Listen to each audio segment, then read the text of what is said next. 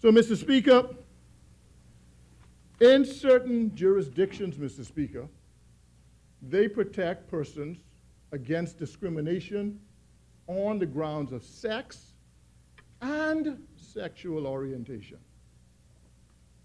On the grounds of sex and sexual orientation. They protect them against discrimination. They do. That's a fact. That's what the member for Marco City is alluding to. In jurisdictions, they do that against sex and sexual orientation, Mr. Speaker.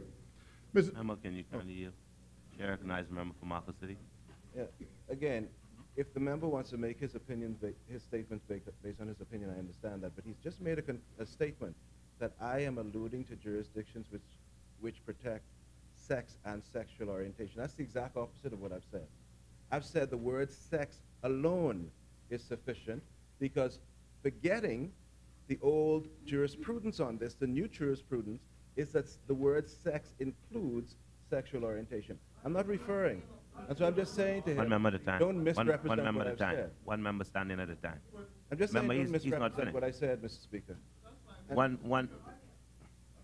member at a time. No, he's not finished. Are you finished? Yeah, I'm just making the point. All I object to with the member for Marathon said is that he said I am referring to jurisdictions which protect sex and sexual orientation. I'm saying Member, misrepresenting what I said. I'm saying the exact I'll opposite. control- I'm saying just the word sex in modern parlance is sufficient to include sexual orientation. And if they look carefully at the English jurisprudence which says otherwise, it predates what has happened since 2003 and beyond. Thank you, Member. Mr. Speaker. Member for Marathon, you recognize? Mr. Speaker, I stand by my point. I make that point because the member went to the United States, he went to Australia, and everywhere else he been, or European Union, he been all over the world, Mr. Speaker. I talking about the Bahamas, and I talking about law that is settled in the UK, Mr. Speaker. That's what I'm talking about. Now, whatever jurisprudence he want to go into global jurisprudence, that's fine. I talking about what applies to us in the Bahamas and the courts and the law that we rely on, Mr. Speaker, okay? So, Mr. Speaker, sexual orientation is not prohibited. Sorry, Mr. Speaker, let me look at this point, Mr. Speaker. If you look at the opinion of Q.C. Belloff, the first point he makes is the point I raised, and that is that the difference between discrimination based on sex and sexual orientation. Now, he goes on to state clearly that the denial of the right to marry to same-sex couples is discrimination based on the grounds of sexual orientation. Let me repeat that. Mr. Speaker, this is so fundamental, I can repeat it, and I can repeat it slowly.